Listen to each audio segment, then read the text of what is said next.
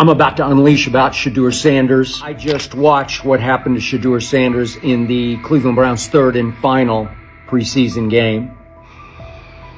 And I'm outraged, I'm sickened, and I'm saddened. By the way, Shedeur continues to be treated in the National Football League now by those sorry-ass Browns and sorry-ass Kevin Stefanski. The Cleveland Browns are once again mishandling a promising quarterback. Skip Bayless criticized the organization for failing to develop Shedeur Sanders and for misusing his skill set. He argued that the team's decisions are undermining Sanders' progress and turning a major investment into a cautionary example. Bayless pointed to inconsistent usage, questionable play calling, and a lack of clear direction as key issues limiting Sanders. He said the Browns need a defined development plan and stronger support if they expect Sanders to succeed. Skip Bayless delivered a direct, critical assessment this week. After seeing Shedeur Sanders in a Browns uniform, he argued that Cleveland is mishandling the quarterback and undermining his development. Bayless said the team's approach shows poor planning and inadequate support around Sanders. He dismissed excuses about strategy and emphasized the need for better coaching, deployment, and protection. In his view, the Browns are setting themselves up for problems before the season begins unless they establish a clear plan for Sanders. Given the team's recent decisions, his reaction is understandable. Cleveland has a history of inconsistent quarterback development. Shedeur Sanders is a premium prospect, the son of a Hall of Famer, a proven college performer, and a widely recognized figure. The organization should prioritize his reps, protection, and a clear development plan, not place him behind Dillon Gabriel as if he were a secondary option. But I'm going to answer this question by saying Shedeur Sanders, and I'm going to tell you why. I think he's being set up to fail. That's right, I'm going to say it. Okay. Here we are on national television, right? There's been 11 practices, if I remember correctly. He's been starting against he's been playing against the third unit. He's fourth on the depth chart. And then suddenly you throw him into the start line, and he hasn't had any reps for the first team at all. Think about that. So you're just going to throw him to the wolves like that, huh? I mean, you know, if he had first team snaps in practice. Yet here we are. Cleveland has one of the most publicized prospects and is handling him like a depth piece. The broader issue is the franchise's long record of quarterback instability and inconsistent development. That history colors every move they make. When the Browns draft a quarterback, fans don't anticipate a long-term answer. They brace for another reset. Shedeur Sanders should be treated as a priority, not as an afterthought behind Dillon Gabriel. Let's give him a chance. Let's give him a chance with the play calling. You know you have an offensive line that isn't playing that well. So what do? Why not just play the short game so he can get the ball out of his hands very fast to run a competent goddamn offense? Outside of that, Shedeur has to be better in understanding that the offensive line that you're working with right now is not adequate. Why not allow the players that are competing for a job, in this instance, Shedeur Sanders, to finish off the 2-minute drill? When Browns fans see another quarterback selected, they brace for another setback. The franchise's recent history, from Johnny Manziel's failed stint to the rocky handling of Baker Mayfield, reflects inconsistent development and short-term decision-making. Against that backdrop, Skip Bayless's reaction to Shedeur Sanders on Cleveland's roster was blunt. He argued the team is already mishandling a premium prospect by treating him as a secondary option instead of a centerpiece for the future. Bayless's position is straightforward. Sanders is not just a name, he brings proven college production, leadership traits, and significant visibility that can strengthen both the offense and the organization's broader profile. Burying him on the depth chart behind Dillon Gabriel signals a lack of a clear development plan and wastes early momentum. Instead, Bayless contends, Cleveland should establish a defined pathway. First-team practice reps, protection and personnel tailored to his strengths, deliberate play calling that accelerates processing, and measured in-game opportunities that build confidence and execution. In his view, the Browns need alignment from the front office to the coaching staff to prioritize Sanders' growth. Continuing to treat him like a depth piece risks repeating the same cycle that has undermined previous quarterbacks. Committing to a coherent plan gives Sanders and the franchise a realistic chance to convert potential into sustained performance. They have never loathed college football itself. They have resisted the people determined to reshape it. When Deion Sanders, black, direct, unapologetic, walks into a room of power brokers and speaks with authority instead of deference, critics recoil. During his playing days, they complained about celebrations and gold chains. Now that he is a head coach, mentor, and father, they label him something more polite, but just as dismissive, a problem. At Big 12 Media Days, Sanders addressed the accelerating chaos of the name, image, likeness market. He said college football needs a salary cap, not to hobble players, but to impose order on a system that showers unproven freshmen with seven-figure promises while the rest of a roster hunts for scraps. He called the situation unsustainable. Within hours, ESPN commentator Paul Feinbaum branded him a hypocrite, arguing that Sanders profited from NIL at Jackson State and now wants rules only because his most marketable athletes have moved on. The accusation spread quickly because it fit a comfortable storyline. Outspoken black coach gains from change, then protests when the advantage disappears. That framing ignores context. Sanders never criticized players earning money. At Jackson State, he urged corporate sponsors to partner with athletes who had been invisible to major brands for decades. What he wants now is stability, standardized guidelines, basic financial literacy, and roster balance that prevents locker rooms from fracturing over uneven payouts. When other coaches, Nick Saban, Dabo Swinney, Lane Kiffin, voiced similar concerns, they were praised for foresight. When Sanders spoke, the tone shifted to suspicion. The difference is not the message, it is the messenger. Feinbaum's response followed a familiar script. When black leaders question the structure of the sport, their motives are interrogated, their credibility attacked, and their competence doubted. He did not level the same charge at Jimbo Fisher when Fisher complained that NIL disturbed recruiting. He stayed silent when Kiffin lamented the transfer portal. But Sanders, who raised enrollment and television ratings at Jackson State, brought unprecedented attention to Colorado in one season and consistently mentors players beyond football, was called opportunistic. Feinbaum dismissed the cultural impact Sanders created, the exposure for historically black colleges, the draft picks developed, the infrastructure improved, reducing his work to a marketing stunt dependent on star sons Shedeur and Shiloh or two-way standout Travis Hunt. Sanders did not retaliate. He returned to practice, media obligations, and recruiting. His confidence is rooted in faith and in the responsibility he feels toward young athletes whose lives will extend decades beyond their highlight clips. When he asks for NIL boundaries, he is thinking about freshmen handed large sums without guidance, families unprepared for sudden wealth, and programs that abandon kids once production stalls. He has watched that cycle from the inside. He wants protections, not restrictions. Critics predicted Colorado would fade once Shedeur and Hunter leave. Instead, Sanders signed blue-chip quarterback G.J. Lewis and a wave of transfers eager to join a program that values personal growth as much as on-field wins. Recruits see a coach who challenges the status quo, who places black culture at the program's center without apology, and who will remain visible when social media buzz cools. They recognize that Sanders does not chase attention, attention follows his results. Media outlets reduced the upcoming Buffalo season to a win total prop. 6 victories, give or take. Sanders is playing a longer game. He wants to show young athletes, especially black athletes, that they can lead authentically, speak with conviction, and refuse to shrink for access. Success measured only by the scoreboard misses the point. If Sanders builds men who graduate with financial literacy, self-confidence, and community awareness, he will consider the mission successful, even if Colorado finishes with 5 wins instead of 10. None of that registers with commentators invested in an older hierarchy. For them, leadership should remain predictable, reserved posture, muted tone, minimal cultural expression. Sanders contradicts that image. The possibility that his methods could spread to other coaches, to other programs, threatens a model that has kept decision-making and revenue streams concentrated for generations. So the debate is not about hypocrisy or payroll ceilings. It is about control of the narrative and who is deemed qualified to write it.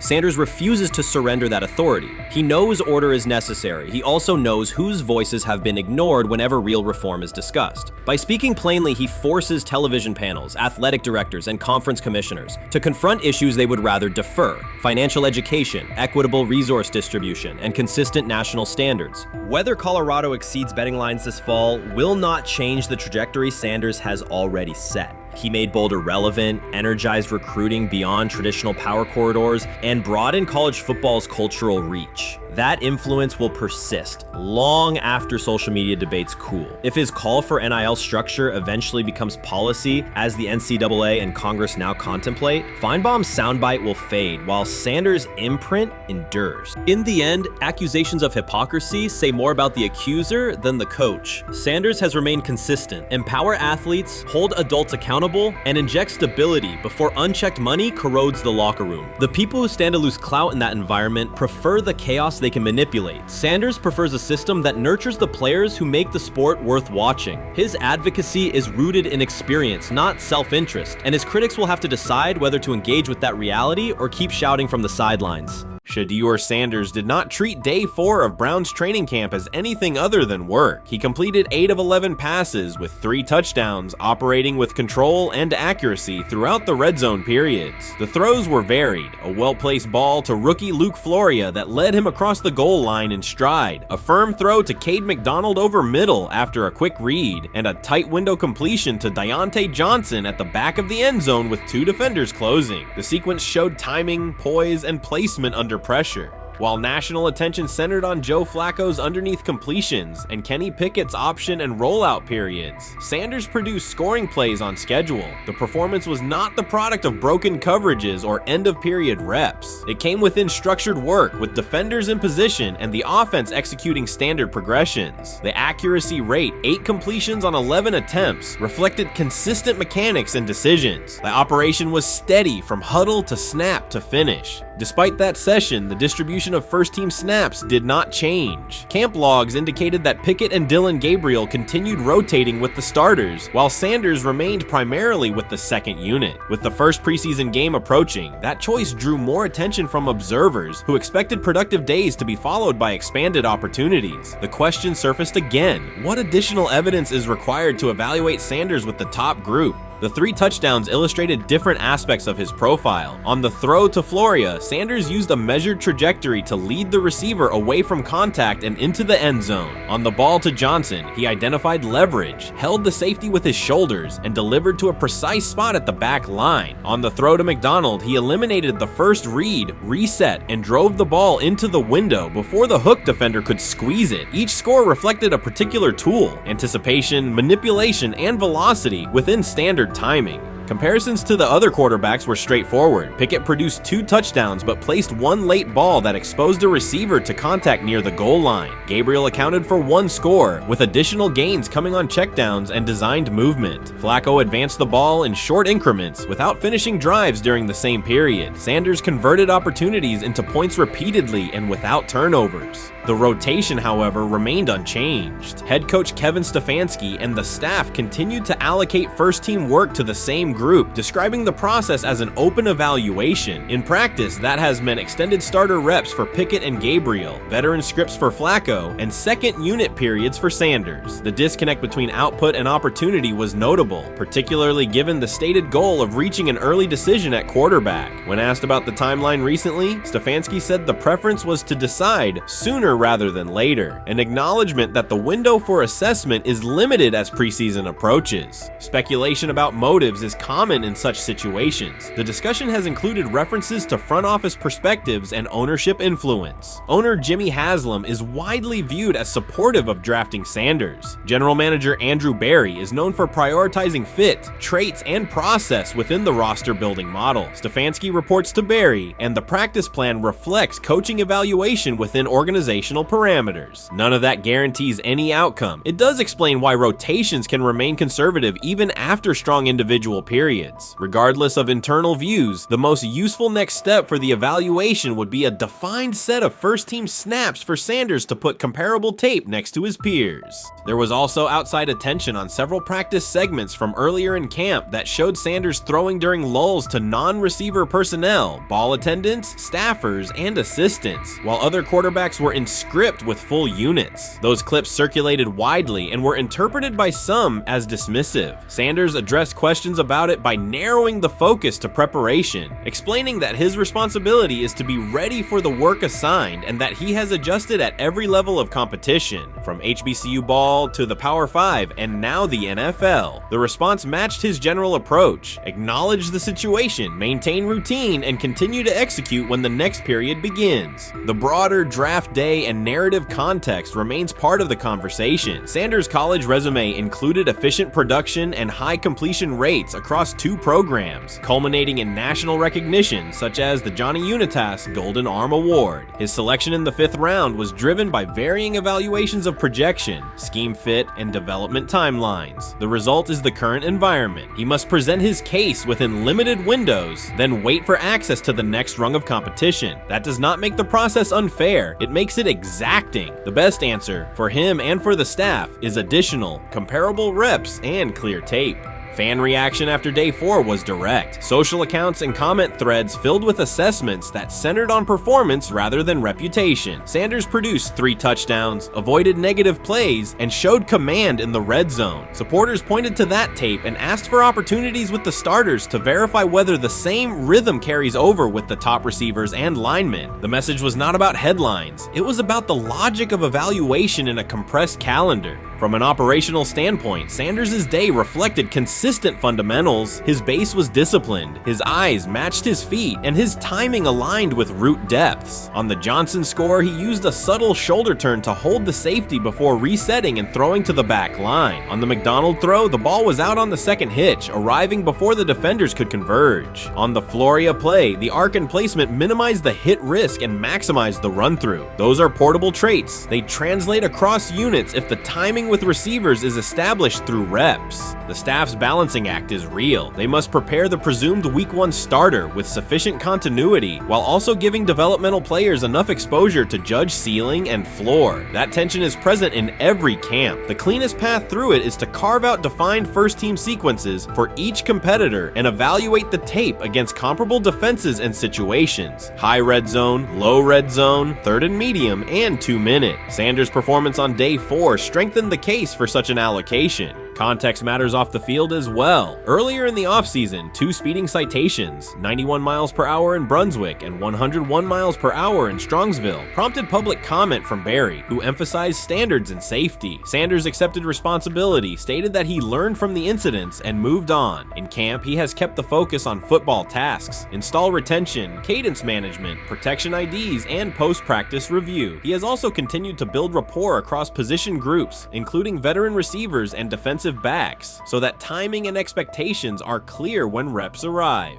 None of this diminishes the experience of the veterans in the room. Flacco has decades of film, Pickett has multiple seasons of NFL starts, and Gabriel brings mobility and a defined collegiate profile. It does, however, underscore the purpose of camp, to align decisions with current performance. Sanders produced the most efficient scoring period of the day. The next logical step is to see that operation with the starting unit, document the results, and compare them to the other candidates under the same conditions. The preseason opener will compress timelines further. Install packages expand, and coaches begin to narrow personnel groupings. If the objective is to identify the quarterback who can operate the offense most cleanly on Sundays, then structured exposure now will give the staff better information later. A small but deliberate set of first-team snaps for Sanders, scripted early downs, a 3rd down sequence, and a red zone series would provide data without disrupting broader preparation. Until that occurs, Sanders can only continue to control process and execution. Day 4 showed what that looks like when opportunities align: efficient reads, disciplined mechanics, and finishes in the end zone. He did not seek attention for the sequence. He put it on tape. If the evaluation remains consistent with the stated competition, comparable snaps should follow. If they do, the staff will have a clear side-by-side measure. If they do not, the question from observers will remain the same: what more needs to be seen to justify the look? For now, the record from day 4 is clear. 8 completions on 11 attempts, 3 touchdowns, no turnovers, red zone precision, consistent control at the line and in the pocket. Those are tangible outputs. They merit a defined opportunity with the starters as the team moves toward preseason and the decision that follows. Whether or not that opportunity arrives immediately, Sanders has shown the preparation and execution necessary to be evaluated on equal footing. The next step is a matter of allocation, not speculation.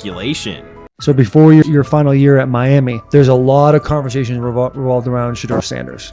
Obviously, I'm assuming you guys have a great relationship. Some of the clips you've seen and stuff like that. What is it like for you to have like this rivalry with Shedeur? I don't have a rivalry with him. That's my boy. So at the end of the day, this whole process, we thought me and him were going to be 1 and 2 the whole time. Whether he's 1, I'm 2, whether I'm 1, he's 2. And so that's just always been, our mindset. It didn't go that way. I thought he was one of the better quarterbacks in the draft as well, even throughout college. A lot of stuff out there on him ain't really, the truth, just because they spin it different ways. Like they spin stuff about me different ways. But I mean, when he gets his chance, become a starter, I know he's gonna make the most of it. And I'm ready to get back to work with him, after the season, talk some more stuff to him. Cam Ward directly challenged the uneven standards applied to Shedeur Sanders, calling them inconsistent and unfair. By insisting that performance, not politics, guide evaluation, he shifted the discussion from one player to a league-wide problem. Sanders' treatment now serves as a test of how the NFL supports and evaluates emerging quarterbacks. I feel a special relationship with him, especially me. First getting to know him 5 years ago when I started working with him. But it did surprise me because he's a good quarterback. It doesn't get a lot of credit that he deserves. Especially the plays that he made in Colorado. A lot of quarterbacks in the country are making those plays. And so when he gets this opportunity, I'm pretty sure having soon today that he'll make sure he'll make plays on the field. Cam Ward's public challenge to the treatment of Shedeur Sanders brought the issue into clear view. For months, discussion around Sanders has centered on his profile, major compensation, a prominent Nike deal, and the expectation to stabilize a struggling franchise. Rather than a standard evaluation of a top prospect, he has faced sustained skepticism from analysts, fans, and league voices. Ward's comments underscored that the standards being applied to Sanders diverge from those used with other rookies. By stating it directly, he did more than support another quarterback. He identified a broader problem in how the league responds to young players with significant visibility. The takeaway is direct. Assessments should reflect on-field performance and development, not external narratives. A generational talent. I'm gonna prove him right. I'm gonna prove him right. Don't worry. Oh my God. An article came out today. I'm generational. So I guess it's article versus article. I like that you think that, man. But we all know the truth. What? Trav gonna be first? You generation, I'm legendary. That's cool. We can be legendary. Legendary, get their ass. We'll start doing it in like 5 minutes. Shedeur Sanders entered the league with more than a playbook. He brought a public brand, a family legacy, and expectations unusual for a first-year quarterback. Before his first regular season throw, he was already positioned at the center of attention. Rather than assess him on that reality and his on-field ability, many voices reduced him to marketing, treating visibility as proof of hype instead of performance. Cam Ward pushed back on that framing. His point was simple: judge Sanders by the same criteria applied to other rookies. With Sanders' resume, production, leadership, and composure, most first-year quarterbacks would be discussed as long-term cornerstones. The evaluation should be consistent, focused on development and results, not perception. Look at the process with Shedeur, who I know is a buddy of yours, and how do you think both of you guys will end up doing in the league? I think we'll both end up being one of the best quarterbacks in the league. I just think the work that me and him are willing to put in, the relationship we have to constantly compete each and every day, to better our craft, for ourselves. I just think it's gonna end up paying off for us in the long run. Do you guys kid each other about who's going first and how much that matters to you?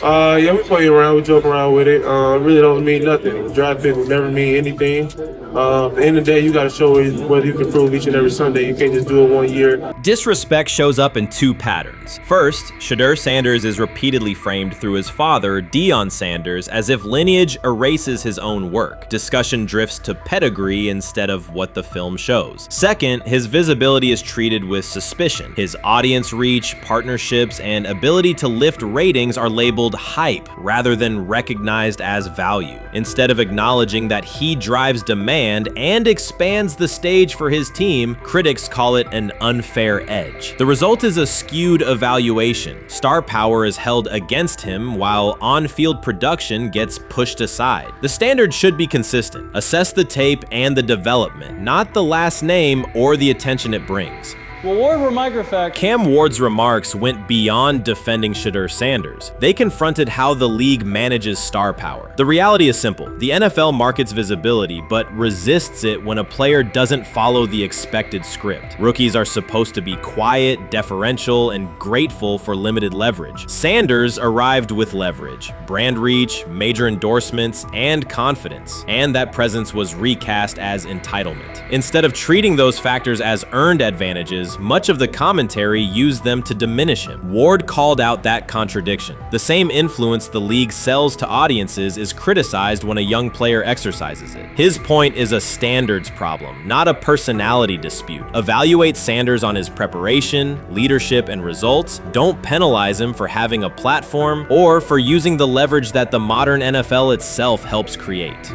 Now it sounds like the Cleveland Browns are going to all but imprison Shedeur Sanders in the football sense of a very talented rookie quarterback who obviously needs reps, needs an opportunity, and who now, barring some miraculous luck, will not get the opportunity to play in a single real game. I'm sure many around the NFL are celebrating as we speak.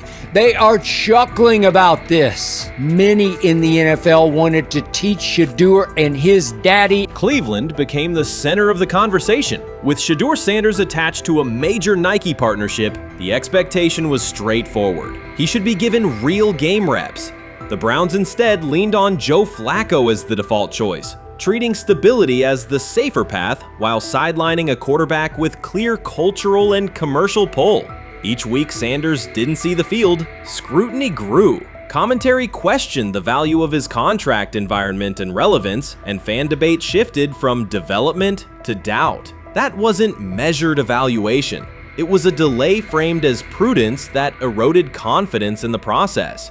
Cam Ward reset the terms of the debate. He pointed to an uneven standard. When veterans or other young players secure significant endorsements, it's considered smart business. When Sanders does it at scale, it's recast as ego or hype. Even the scope of his off-field agreements became ammunition against him rather than evidence of market demand. Ward's position is simple. Use one standard. Assess Sanders on preparation, decision-making, and progression, not on discomfort with his platform. Treat visibility as an asset, not a disqualifier. The issue isn't attitude or branding, it's the consistency of the evaluation. Ward called it directly. The treatment has been unequal, and it should be corrected by aligning opportunity with performance criteria. Fans need to recognize there's not a team in the league he'd start for. Not one. That's not ridiculous, that's not unfair, that's not a vast conspiracy. Shedeur Sanders fans are Angel Reese fans. They're just fair weather fans who don't really give a fuck about the sport. Most of them are just Dion fucking groupies that followed him when he went to fucking Colorado, just like Angel Reese's fans had never watched basketball prior to her playing at LSU, and they followed her to the WNBA and don't know shit about the sport. That's it. Now Dion fucking groupies are running around acting like, oh, this is payback to his dad. The timing is pivotal. Shedeur Sanders isn't trying to blend into the league's background. He's shaping the agenda. He drives debate segments, fuels short-form highlights, and moves merchandise at a pace most rookies never approach. By the metrics that define modern attention, he is the draw. Yet, a segment of observers continues to undercut him, not because of shortcomings on tape, but because of discomfort with how prominent he already is. Cam Ward put words to what many could see. Coverage around Sanders has been filtered through reaction to his visibility, rather than a clear read of his performance and growth. The market has already weighed in. Demand is real, not manufactured. Nike's record-level rookie endorsement aligned with that reality, signaling long-term value and cultural reach. This exposes a core contradiction.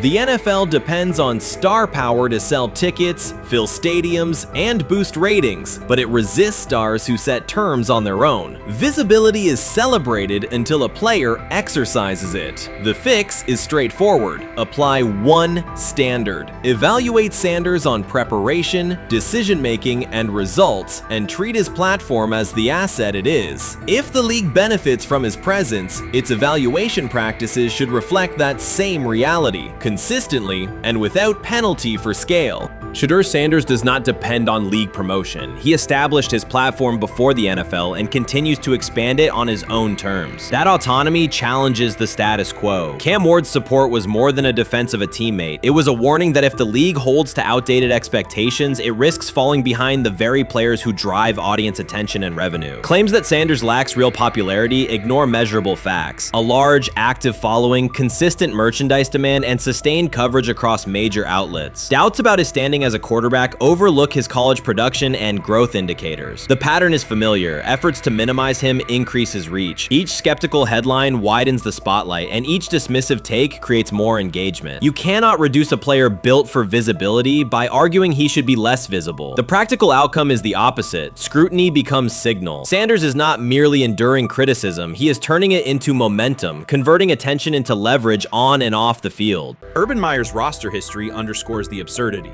Meyer coached Aaron Hernandez, whose off-field crimes are well documented, along with other players entangled in assaults, academic misconduct, and more. Yet Feinbaum singled out Newton, a national champion, Heisman Trophy winner, and NFL MVP, as the worst. This selective condemnation is not new. When Deion Sanders recently suggested implementing an NIL salary cap to restore competitive balance, Feinbaum dismissed the proposal and called Sanders a hypocrite rather than engage with the substance. The pattern repeats. Feinbaum routinely targets Cam Newton, Deion Sanders, Jameis Winston, Lamar Jackson, outspoken black athletes and coaches, while extending grace to figures such as Nick Saban, Kirby Smart, Dabo Swinney, or Tim Tebow under similar circumstances. Newton is no longer content to remain silent while others distort his story. In response, he laid out an accurate chronology, highlighting facts the commentary networks rarely repeat. One long-standing myth is that Newton was expelled from the University of Florida. He was not.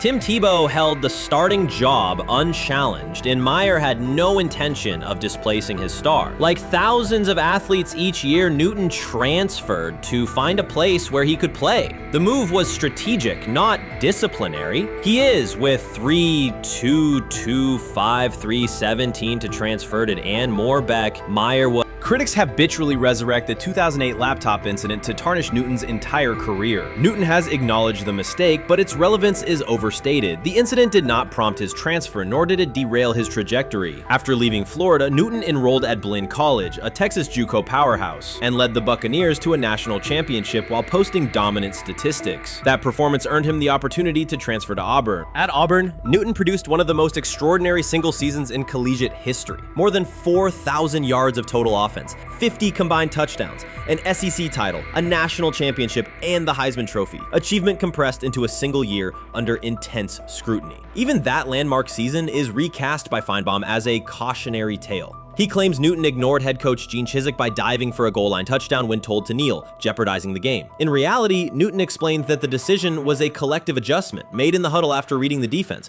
While Auburn still held timeouts, the Tigers maintained control and secured the championship. Portraying that moment as reckless serves to recast Newton's success as selfishness rather than leadership. Feinbaum's approach to Sanders reflects the same dynamic. When Sanders urged a structured NIL ceiling to protect athletes and stabilize rosters, Feinbaum immediately labeled him hypocritical. Yet when Saban or Swinney voice identical concerns, Feinbaum frames them as thoughtful guardians of the sport. The inconsistency reveals that the determining factor is not the argument but the identity of the speaker. Unapologetic black leaders who control their narratives, challenge entrenched hierarchies, and Feinbaum's commentary often functions as a check on that influence. Newton countered Feinbaum's latest attack with a concise statement. "You're lying, Paul. Please stop." Behind those words lay a broader indictment of the media machinery that weaponizes half-truths. By calling Newton the worst player Meyer coached, Feinbaum was seeding doubt among fans, front office evaluators, and future historians. Newton, now an established media presence and entrepreneur, no longer depends on traditional outlets to correct the record. He reminded audiences of three essential truths. He departed Florida on his own terms, he led Auburn Auburn with support from coaches and teammates, and he captured every major accolade available in college and professional football without conforming to prescribed expectations. An unspoken rule lingers in American sports discourse. Black athletes may excel, but must do so quietly, gratefully, and without highlighting systemic inequities. Newton broke that expectation early by celebrating with unreserved joy, answering questions candidly, and refusing to minimize his personality. For some commentators, that confidence is reinterpreted as arrogance. Feinbaum's repeated attempts to undermine Newton follow a familiar script of policing behavior rather than analyzing performance. Yet, legacy rests not in a pundit's soundbite, but in tangible achievements and public memory. Newton's resume, Heisman winner, national champion, NFL MVP, speaks for itself. Millions of fans witnessed his impact on Saturdays and Sundays. Countless young quarterbacks saw someone who looked like them redefine the position's possibilities. The same is true for Sanders, whose player-first coaching philosophy and media savvy continue to influence college football's direction. Feinbaum's commentary cannot erase these realities. Newton, Sanders, Winston, Jackson, and others have already secured their places in football history. By publicly confronting misinformation, Newton set a precedent for athletes who now possess the platforms and technology to present their stories unfiltered. The microphone no longer belongs exclusively to legacy broadcasters. Newton holds it now, and he intends to keep it. A decisive shift that reduces the gatekeeper's influence and ensures that accomplishments are judged on merit rather than narrative manipulation. While much of the NFL community attended the ESPYs in Los Angeles, Shedeur Sanders spent the day in Cleveland with families recovering from a residential explosion. He did not seek cameras or a red carpet appearance. He chose to be present in a neighborhood working through loss. Weeks earlier, an explosion at the Rainbow Terrace Apartments in the Garden Valley neighborhood displaced more than 100 residents. Local officials reported that 42 families were left without housing. A father suffered burns over most of his body and remained in a coma. His 2 young children were hospitalized in critical condition. The damage extended beyond structures. Families lost possessions, stability, and routine. Cleveland City Council member Richard A. Starr described the moment as a family fighting for its future. Outside of local reporting, national attention was limited. Sanders decided to go to the site, meet residents, and help organize a day focused on relief and connection.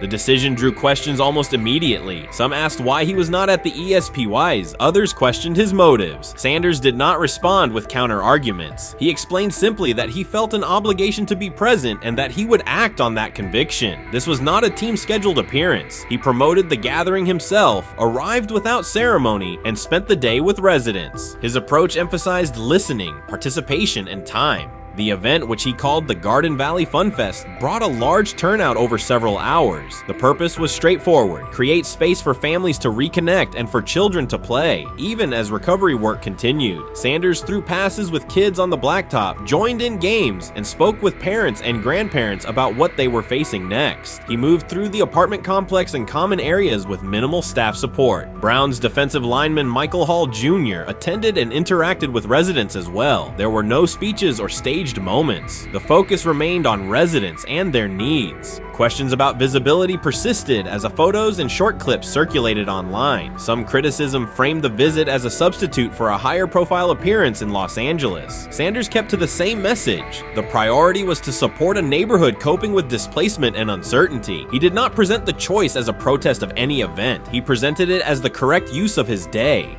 When local media asked about his intent, Sanders said his goal was to provide families with a day of enjoyment and a reminder of community. He added that financial support can help, but that showing up in person also matters. Standing with people, listening to them directly, and offering time. The statement matched the structure of the day. He stayed on site, remained accessible, and left the focus on residents rather than on himself. The timeline mattered to him as training camp approached. Sanders did not connect the visit to his role on the depth chart or his draft position. He kept references to football confined to preparation, learning the playbook, protections, cadence, and timing, seeking guidance from veterans, including Joe Flacco, and staying ready for opportunities when they come. He has repeated that he has time to grow and intends to use it to learn the system and earn trust. The visit did not alter those priorities. He returned to his regular schedule the next day. Since arriving in Cleveland, Sanders has treated community work as part of his responsibilities. Before his jersey went on sale, he visited schools, including John Marshall High School, speaking with students about goals, accountability, and effort. He set public objectives confidently, such as long-term aspirations for the franchise, but paired them with routine work in the building, meetings install, film, and on-field reps. The day at Rainbow Terrace fit that pattern. Identify a need, show up, contribute, and avoid unnecessary attention. For residents, the FunFest provided a brief reprieve from ongoing challenges: housing transitions, school logistics, medical appointments, and the paperwork that follows an emergency. For teammates and staff who observed, it was an example of a rookie investing time locally without seeking a headline. For Sanders, it reinforced how he plans to operate in Cleveland: be consistent, be present, and let actions speak. The setting at Rainbow Terrace underscored the scale of recovery ahead. Families described the first weeks after the explosion: nights in temporary housing, efforts to replace clothing and essentials, coordination with agencies and community groups. Sanders moved from group to group, speaking with parents about their immediate needs, greeting elders who came to watch the activities, and encouraging kids who wanted to throw a football, run races, or take a photo. He kept the schedule flexible so residents could arrive and leave as they were able. Community partners and volunteers handled tables for supplies, simple games, and refreshments. There were no sponsor banners or organizational pitches. Residents organized as they usually do, checking on neighbors, guiding children, and sharing updates. Sanders' role was clear: participate, make time, and listen. The presence of a recognizable player brought energy, but the purpose remained practical: create a normal afternoon in a place that had not felt normal since the blast. Online reaction covered the full range of opinion. Some posts praised the decision and the event's tone. Others questioned why a rookie would skip a high visibility awards show. Sanders did not try to manage that conversation. He maintained the same explanation. He chose to spend the day where he believed he could be useful, and then he returned to his football schedule. The approach was consistent with how he addresses other topics: answer directly and move on to the next task. The same measured approach appears in his preparation for camp. Sanders has not asked for public guarantees about reps. He has focused on install recall, cadence, and protection IDs, route timing, and situational work. He has sought input from veterans, thanked teammates who have provided guidance, and spent time with receivers and linemen to align on communication.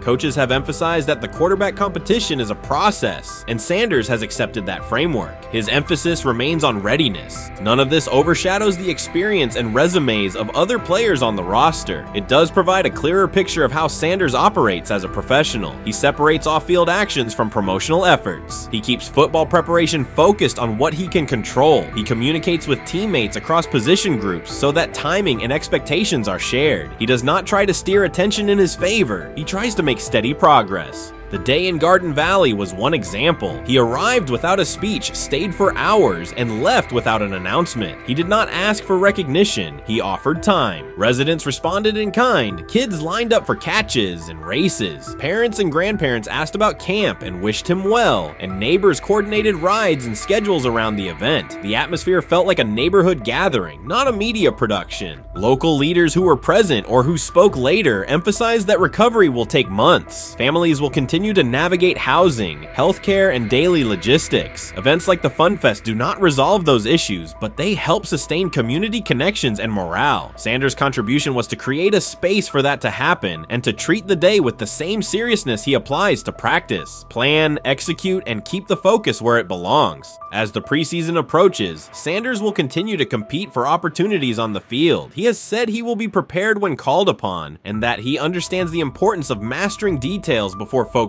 on outcomes. The organization will make decisions based on evaluation, and he will accept the results while continuing to improve. The off-field choices will remain consistent: identify needs in the city where he lives and contribute in direct, practical ways. The core elements are simple. A neighborhood suffered a significant loss. Residents faced immediate and ongoing challenges. A rookie quarterback chose to spend a day there, without a press conference, without a schedule of talking points, and participate in a community-led event designed to give families a break and remind children that play still has a place. He provided presence, not a headline. He listened more than he spoke. He returned to work the next day. In a league and media environment that often prioritize visibility, Sanders made a different choice. He kept attention on people, not optics. He placed value on time spent in person rather than on appearances. He continued to build trust in the locker room and in the city through steady conduct rather than declarations. That approach, measured, direct, and consistent, will shape how he is viewed in Cleveland as much as any public statement could. The outcome of his football career will be decided on the field by installations learned, reads made, throws delivered, and games played. The outcome of his role in the community will be measured by smaller, quieter moments. Afternoons like the Fun Fest, school visits, and unannounced stops where listening matters more than being seen. For Cleveland residents at Rainbow Terrace, the takeaway from that day was straightforward. Someone who represents their team showed up, stayed, and participated without fanfare. For Sanders, it was the same. Do the work in front of you, whether that is a practice period or a neighborhood event, and keep the focus on the people who are affected most. You can't fire the owner because he can't fire himself.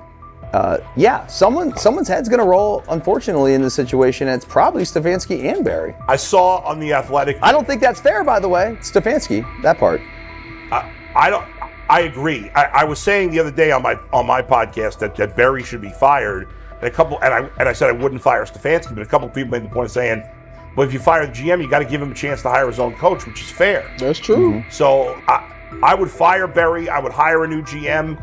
If that GM thinks Kevin Stefanski's a good coach, wants to stick with him. The situation in Cleveland has escalated with the NFL. Sources indicate GM Andrew Barry is prepared to move on from head coach Kevin Stefanski if he refuses to elevate Shedeur Sanders. The Browns are weighing a major quarterback change. Leadership appears to be aligning behind Sanders and pushing for immediate action. This is a high-stakes decision about control and the team's direction. I think it's unfair for me to comment in I guess, maybe on behalf of the industry. All I can say is this, the time that we spent with Shedeur, and what he's done throughout his college career is impressive. He's an impressive young man. He's a really good quarterback. Sometimes, fit comes into play. And I'd also say this, there are 4 more rounds of the draft. And then maybe lastly, it's less about where you get picked and what you do after you get picked. That's really the most important thing. Getting to know him over the course of the spring, he has a ton of resolve. Andrew Barry appears to be at a breaking point. Pressure from fans and within the organization to play Shedeur Sanders is intensifying. Barry is pushing for a move towards Sanders, while head coach Kevin Stefanski remains cautious about altering the depth chart. The divide is clear. One side wants acceleration, the other a measured rollout. The organization is under heavy scrutiny, and the focus has shifted to when, not if, Sanders sees the field. Has the 4th highest odds of any head coach this season to be fired. He's clearly on the hot seat. It's been a discussion for really a couple years now, dating back to last season's 3-win season. And he's always had kind of hot and cold seasons. And now the sports books are saying he's 4th on the list.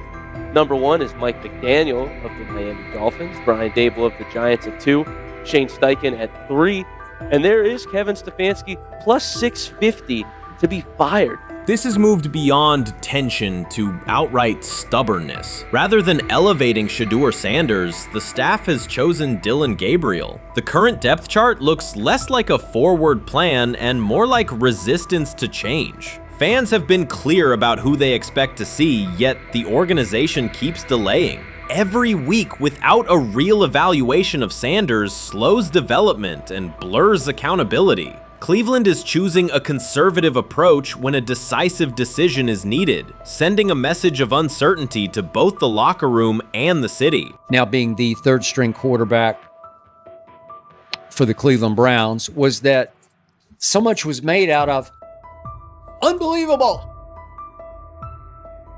He actually made the team as the 3rd string quarterback. Like that was a big deal. Like that was somewhat of a surprise to a lot of people. He should have been the 1st pick in the draft. Kevin Stefanski appears to be doubling down to validate his approach. Despite sustained demand from Browns fans to see Shedeur Sanders reflected in chants, merchandise, and constant discussion, he continues to keep Dillon Gabriel in front on the depth chart. The decision functions as an assertion of control rather than a response to momentum. Even with clear signals from the fan base, Stefanski is staying with Gabriel and delaying a full evaluation of Sanders. It is a deliberate choice to maintain his plan and pacing, not to accelerate change. Cleveland is prioritizing continuity over recalibration, keeping any transition to Sanders on hold. But yeah, I mean, the Browns are in a tough spot. They have wasted. You traded a ton of high draft capital to get Deshaun Watson. You've gotten nothing out of Deshaun Watson and missed an opportunity. Like, who knows who they would have drafted? Now, maybe they would have screwed up those picks and the Browns would still be in bad shape. Andrew Berry is likely frustrated watching Dillon Gabriel default to conservative throws while the offense stalls. From a football perspective, this appears to be the hill Kevin Stefanski is choosing to stand on. Keeping Gabriel ahead of Shedeur Sanders has limited the unit's explosiveness and prevented a full evaluation of a higher ceiling option. Drives end quickly, field position flips, and momentum is lost while Sanders remains on the sideline. Fan patience is wearing thin. Each ineffective series intensifies criticism and shifts scrutiny toward the coaching staff's criteria for the depth chart. With every additional snap for Gabriel, the decision reads less like an open competition and more like rigid adherence to a plan that isn't producing results. The optics are clear. A dynamic quarterback sits while a cautious approach keeps the offense in neutral. If this continues, accountability questions will grow inside and outside the building. What performance benchmarks keep Gabriel ahead of Sanders? When will Sanders receive first-team reps in live situations to allow a fair comparison? The front office must decide whether to preserve continuity or pivot toward a timely assessment of Sanders. The longer the current approach stays in place, the more it signals stubbornness rather than adaptation, and the more pressure mounts to realign the plan with on-field output. I honestly see it happening if the Browns lose a bunch of games. Like if they get 5 wins or less, I see the report coming out now that Stefanski will be fired. I don't want it to happen. I want the Browns to be good, win a bunch of games. I think that they're going to be a team that is slept on and can at least get 7 wins, which is why if they don't, I see Stefanski getting all the blame for that, and there'll be a new coach in Cleveland. Because their players, to me, are there once again. We've talked about the incredible rookie class. The approach in Cleveland lacks consistency. One week, Andrew Berry signals he wants Shedeur Sanders on the field. The next, Dillon Gabriel gets the reps and the plan stays conservative. Through it all, Kevin Stefanski shows limited urgency despite pressure on his job security. Fans are asking for an offense that can push the ball, change field position, and produce points. Instead, the unit leans on short throws and cautious sequencing. Gabriel's play keeps the ceiling low and momentum static, while a full evaluation of Sanders is postponed. The result is growing frustration and a clear disconnect between the front office, coaching staff, and expectations in the stadium. The NFL tried to teach him and his father a lesson. You don't act like that. You don't talk like that before a draft. We'll show you how our game is played. We will watch you plummet all the way. I think he would have gone undrafted except for that owner in Cleveland. And he is the key to everything because he is something of an against-the-grain maverick owner. He's kind of a wannabe Jerry. Fan speculation is growing. Some believe Kevin Stefanski lacks confidence in Shedeur Sanders. Others think he's prioritizing Dillon Gabriel for reasons unrelated to performance. A more extreme view claims Stefanski is manipulating outcomes to secure a buyout. Whatever the motive, the risk is clear. This approach is straining his relationship with GM Andrew Berry and alienating the fan base. Pressure is rising, Berry's patience is running out, and supporters have shifted from requests to demands. If the current plan continues, calls for a change in quarterback and accountability will intensify. Grab hold of the starting job. Yes, but I don't think we're going to know which one until we get deep into August. Now, I think we tracked the reps everybody was getting at practice throughout the OTAs and minicamp. When you talk to people there, they just want to make sure everybody got what they needed. And that, Kenny Pickett, we can find out if he has the goods to be the starter. Joe Flacco, they back him off a little bit. He's 40. He may not need as much. The rookies, Shedeur Sanders and Dylan Gabriel, what do they need to learn to make the transition from the college game to the pro game? That's what the spring was about for the Browns quarterbacks. Now, Shedeur Sanders has moved from social media celebrity to on-field standout, and ESPN now lists him among its first-team candidates. Reactions are split. Some fans are impressed while others are skeptical. Whether this reflects Deion Sanders' long-term strategy or simply Shedeur's rapid development, the story is drawing widespread attention. Here's a look at what led to this moment. They never planned on taking him. The problem is, like Ocho Cinco said, you got somebody that has endeared himself to the locker room. And guess what? The difference between him and Tim Tebow, the biggest one, is he can play. He can throw the ball. Tim Tebow running around being an H-back. He can throw the ball. And he's done everything he needs to do. He ain't saying nothing. He ain't rocking the boat. He ain't mad about the reps. He ain't mad about none of that. All the people out there want to see is this, like Tyver said earlier.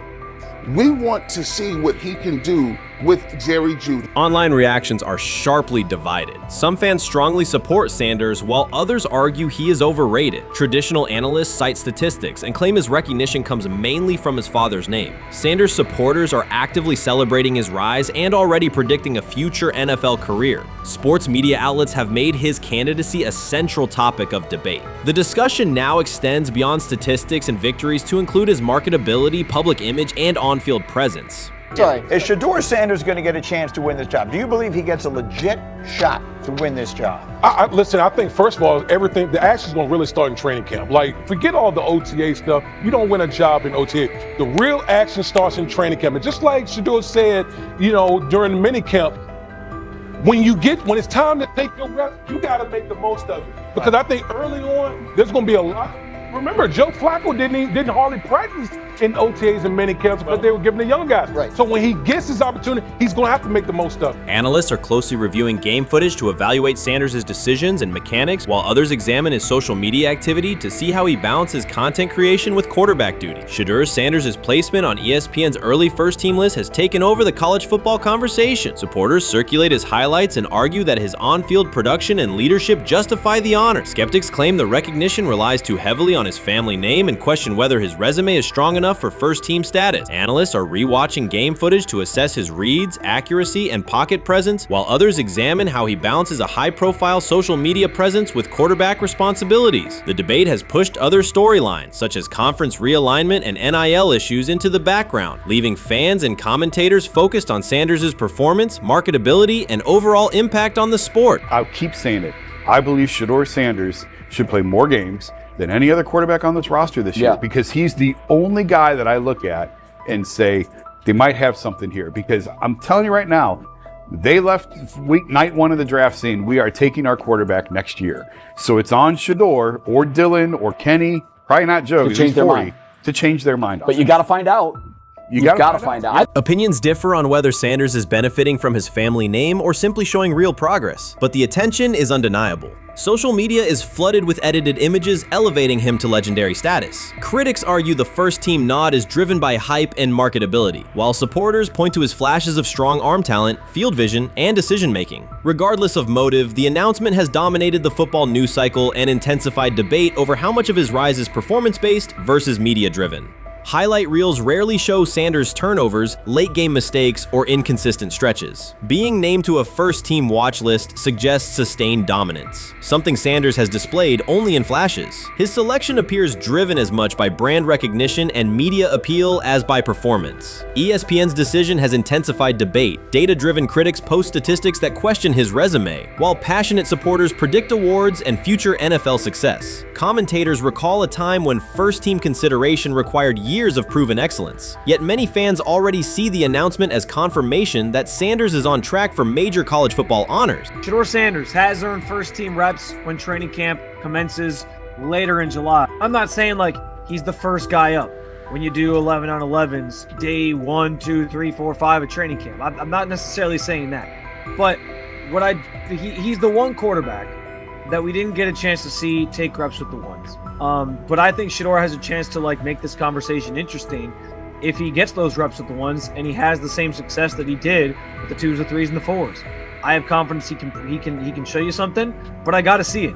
We all got to see it before we can actually judge that. Some believe Deion Sanders is already preparing for an award ceremony, while others are furious, threatening to protest ESPN's credibility over Shedeur's first-team mention. Critics argue that honoring Sanders without a full season of elite play undermines college football standards. Supporters insist his performance and profile justify the recognition. The debate reflects a broader clash between traditional merit-based evaluation and modern brand-driven visibility. In today's landscape, first-team consideration is no longer only about statistics. It also involves marketability and audience engagement. Whether welcomed or rejected, Sanders commands attention and embodies the sport's shift toward both performance and personal brand. That's exactly what he says. I'm told the footage of Shedeur Sanders meeting with the Giants is so bad that both the Browns and the Sanders family have threatened legal action if it is published. The New York Giants have released audio from their draft interview with Shedeur Sanders, and the disclosure has drawn intense public reaction. Fans want to know whether Sanders made critical remarks and why the Giants shared material that should have remained confidential. The situation revolves around an open microphone, contentious comments, and the broader implications of the leak. The New York Giants published a brief, edited segment from their interview with Shedeur Sanders and withheld the remaining footage. Observers are debating whether this was a strategic public relations decision or an attempt to discredit him. The team has offered no additional explanation, and many fans view the limited release as inadequate and potentially misleading. They are demanding full transparency and accusing the organization of orchestrating a negative narrative. While criticism of Sanders is vocal, his supporters are responding with equal intensity.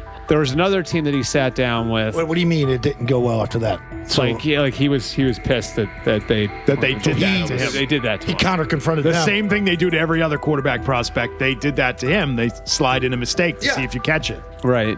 And so because you're the quarterback. But he didn't take it as a correction. He took it as like he got pissed off. Yeah, and it's like so here's another one. So another one was, he throws a bad interception, and it was a deep throw early in the game, and he comes back and they go in the meeting, they show the interception. The Giants have released only a brief excerpt of the interview and are refusing to share the rest. Their decision has drawn criticism across TikTok, X, and Facebook, where many see it as a poorly handled public relations move. Fans are calling for the full recording to be published so the situation can be judged in its entirety. The GM is on film that the son, they asked the son last draft, yo, who you think I should pick? His son like, yo, you need to get the Jaden Daniels, big. This is what his son, it's on tape. You should go Jaden Daniels. He laughing at his son. And all right, cool, get Jaden Daniels. I don't even know how that tape got out. I wouldn't have let the shit get out. Shedeur Sanders appears unfazed by the situation. Although the Giants suggested he was more hype than substance, their handling of the interview has instead elevated his visibility. Analysts across major sports outlets are now discussing him more than before, keeping his name prominent in the news cycle. New York Giants, where these tapes at? You hear me? Because if Shedeur Sanders was so unprofessional, y'all would have leaked the tapes for the whole world could see, right? Cause understand, it's a lot of he say, she say. But one thing I do know, as a young black man growing up in this world, being straightforward